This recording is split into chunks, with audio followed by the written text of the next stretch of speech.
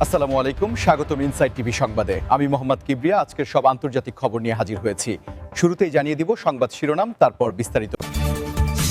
ইরানের সঙ্গে পুনরায় আলোচনা শুরুর ঘোষণা ট্রাম্পের, বিশ্ববাজারে ডলারের দরপতন। ইরান মিশন কতদিন চলবে জানালেন মোসাদ প্রধান।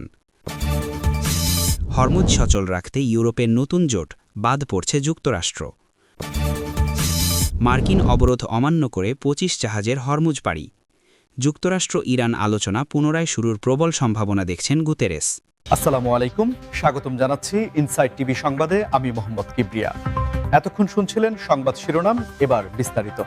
ট্রাম্পের পক্ষ থেকে ইরানের সাথে পুনরায় আলোচনা শুরুর যে ঘোষণাটি এসেছে তা বিশ্বজুড়ে এক অভাবনীয় চাঞ্চল্যের সৃষ্টি করেছে এবং এর তাৎক্ষণিক প্রভাব আমরা দেখতে পাচ্ছি বিশ্ব পুঁজিবাজারে, যেখানে ডলারের মূল্যে বড় ধরনের পতন লক্ষ্য করা গেছে। আসলে বিষয়টি নিয়ে যদি একটু গভীরভাবে ভাবি, তবে দেখা যাবে যে ট্রাম্পের এই অবস্থান পরিবর্তন শুধুমাত্র একটি রাজনৈতিক সিদ্ধান্ত নয়, বরং এর পেছনে রয়েছে গভীর অর্থনৈতিক সমীকরণ। আপনারা যারা নিয়মিত আন্তর্জাতিক খবরাখবর রাখেন তারা জানেন যে গত কয়েক বছর ধরে ওয়াশিংটন এবং তেহরানের মধ্যে এক ধরনের শীতল যুদ্ধাবস্থা বিরাজ করছিল, যার ফলে তেলের বাজার থেকে শুরু করে মুদ্রা বাজার পর্যন্ত সবকিছুই ছিল অস্থিতিশীল। ট্রাম্পের এই নতুন প্রস্তাবের খবরটি যখনই প্রচার হতে শুরু করেছে, তখনই বিনিয়োগকারীদের মধ্যে এক ধরনের স্বস্তি দেখা দিয়েছে, কারণ তারা মনে করছেন যদি সত্যি কোনো কার্যকর আলোচনা সম্ভব হয় তবে মধ্যপ্রাচ্যের অস্থিরতা অনেকটাই কমে আসবে। আপনারা যদি বর্তমান বাজারের গ্রাফগুলো খেয়াল করেন তবে দেখবেন যে ডলারের বিপরীতে অন্যান্য প্রধান মুদ্রার মান বাড়তে শুরু করেছে, এবং এর মূল কারণ হল বিনিয়োগকারীরা এখন উচ্চ ঝুঁকির সম্পদ থেকে সরে এসে একটু স্থিতিশীল জায়গার দিকে ঝুঁকছেন। তবে প্রশ্ন থেকেই যায়, এই আলোচনা কি আসলেই ফলপ্রসূ হবে? কারণ এর আগে বহুবার আমরা দেখেছি যে আলোচনার টেবিল পর্যন্ত পৌঁছাতে পৌঁছাতে পরিস্থিতি আবার ঘোলাটে হয়ে যায়।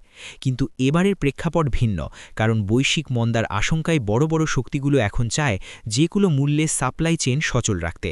ট্রাম্পের এই সিদ্ধান্তের ফলে বিশ্বব্যাপী তেলের দামেও কিছুটা পরিবর্তন আসার সম্ভাবনা রয়েছে, যা পরোক্ষভাবে আমাদের দৈনন্দিন জীবনযাত্রার খরচকেও প্রভাবিত করতে পারে।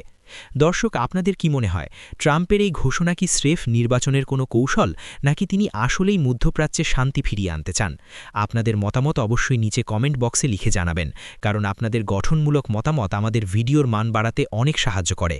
মোসাদ প্রধানের সাম্প্রতিক বক্তব্যটি নিয়ে বর্তমানে আন্তর্জাতিক গোয়েন্দা ও নিরাপত্তা মহলে ব্যাপক বিশ্লেষণ চলছে, যেখানে তিনি ইরানের ওপর চলমান মিশনের সম্ভাব্য সময়সীমা নিয়ে একটি ধারণা দেওয়ার চেষ্টা করেছেন। আপনারা জানেন যে মোসাদ প্রধানের মুখ থেকে আসা প্রতিটি শব্দই অত্যন্ত পরিমাপিত এবং কৌশলগতভাবে গুরুত্বপূর্ণ হয়, তাই তার এই বক্তব্যকে হালকাভাবে নেওয়ার কোনো সুযোগ নেই। তিনি ইঙ্গিত দিয়েছেন যে তাদের এই মিশনটি অনির্দিষ্টকালের জন্য নয়, বরং নির্দিষ্ট লক্ষ্য অর্জিত না হওয়া পর্যন্ত এটি চলবে, যা আসলে আঞ্চলিক নিরাপত্তার ক্ষেত্রে একটি কঠোর বার্তা হিসাবে দেখা হচ্ছে। আসলে মোসাদ প্রধান কেন এই সময়সীমা নিয়ে কথা বললেন তা নিয়ে অনেকগুলো তথ্য সামনে আসছে। বিশেষ করে যখন বিশ্বশক্তিগুলো আলোচনার কথা বলছে, তখন ইরানের ভেতরকার বিভিন্ন কার্যক্রম পর্যবেক্ষণ করা তাদের জন্য অত্যন্ত জরুরি হয়ে পড়েছে।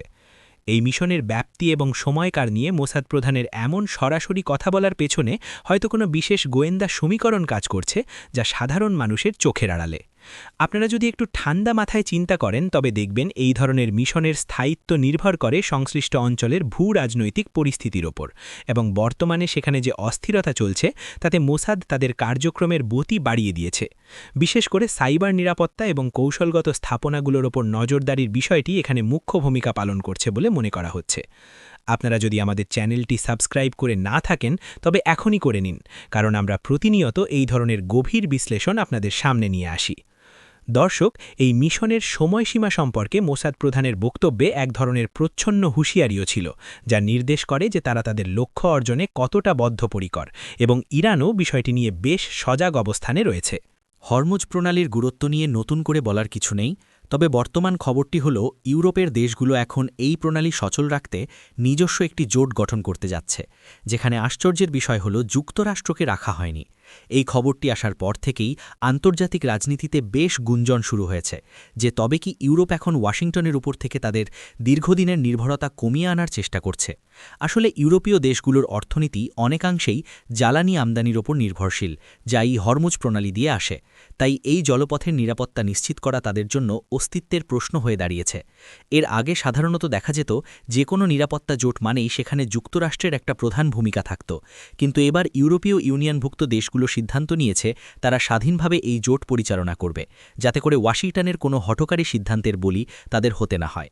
এই জোট গঠনের ফলে হরমুজ প্রণালীতে টহল দেওয়ার জন্য ইউরোপীয় দেশগুলো তাদের নিজস্ব নৌবাহিনী ব্যবহার করবে এবং এর উদ্দেশ্য হবে বাণিজ্যিক জাহাজগুলোর অবাধ চলাচল নিশ্চিত করা। আপনারা যদি লক্ষ্য করেন তবে দেখবেন গত কয়েক বছরে হরমুজ প্রণালীতে বারবার জাহাজ আটকের ঘটনা ঘটেছে, যার ফলে বিশ্ববাজারে তেলের সরবরাহ ব্যাহত হয়েছে।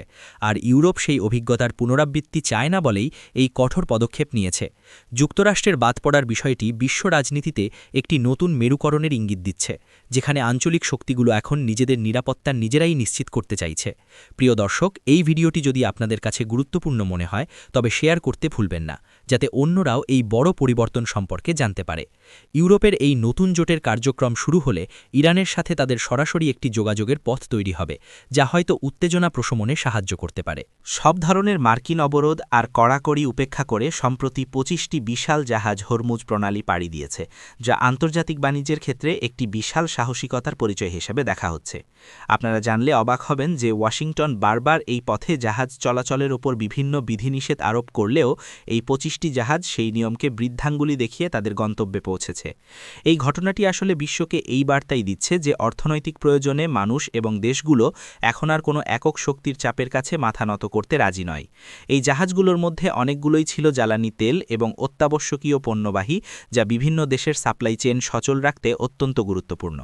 আসলে হরমুজ প্রণালী দিয়ে এই বিশাল বহরের যাতায়াত প্রমাণ করে যে অবরোধ দিয়ে বা শক্তি প্রদর্শন করে একটি বৈশ্বিক বাণিজ্যিক রুট বন্ধ রাখা প্রায় অসম্ভব। এই ঘটনায় আমেরিকার কঠোর অবস্থানের কার্যকারিতা নিয়ে প্রশ্ন উঠতে শুরু করেছে, কারণ যখন একের পর এক জাহাজ কোনো বাধা ছাড়াই যাতায়াত করে তখন অবরোধের গুরুত্ব অনেকটাই কমে যায়। আপনারা যারা নিয়মিত বিশ্ব অর্থনীতি পর্যবেক্ষণ করেন তারা নিশ্চয়ই জানেন যে একটি জাহাজের যাত্রা ব্যাহত হওয়া মানে কোটি কোটি ডলারের ক্ষতি। তাই কোম্পানিগুলো এখন ঝুঁকি নিয়েও এই রুট ব্যবহার করছে। এই পুরো বিষয়টি থেকে বোঝা যায় যে আন্তর্জাতিক জলসীমায় চলাচলের অধিকার রক্ষায় বিভিন্ন দেশ এবং সংস্থা এখন অনেক বেশি সোচ্চার। আপনাদের যদি কোনো প্রশ্ন থাকে এই অবরোধ অমান্য করার বিষয়ে তবে কমেন্টে তা জানাতে পারেন। আমরা চেষ্টা করব পরবর্তী ভিডিওতে তার উত্তর দিতে। এই জাহাজগুলোর সফলভাবে প্রণালী পার হওয়া ইরানের জন্য একটি নৈতিক বিজয় হিসাবে দেখা হচ্ছে, কারণ তারা সবসময়ই দাবি করে আসছে যে হরমুজ প্রণালীর নিয়ন্ত্রণ তাদের হাতে থাকলেও তারা বাণিজ্যিক জাহাজ চলাচলে বাধা দিতে চায় না।